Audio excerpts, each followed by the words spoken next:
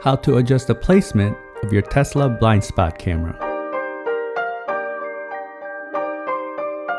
Hello everyone, welcome to Brian Unboxed. In this video, I will go over on how to adjust the placement of the blind spot camera on your Tesla and how to enable it if you don't have it enabled right now. The option was available on software version 2022.24.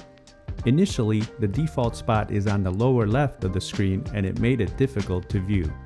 If you're new to my channel, I do a wide assortment of reviews and tutorials, so if you like the content, feel free to subscribe. So let's take a look. To adjust, just activate your turn signal and you will see the blind spot camera activate on the lower left. Simply hold down on the image and you will see two additional boxes appear. Drag it to the desired box and that will be the new position. It's that simple. I personally prefer the upper right box towards the middle. Definitely a good update, as I'm sure many found the default position to be awkward. If you haven't turned on your blind spot camera, you can enable the feature by going into your control settings, click autopilot, and then enable automatic blind spot camera.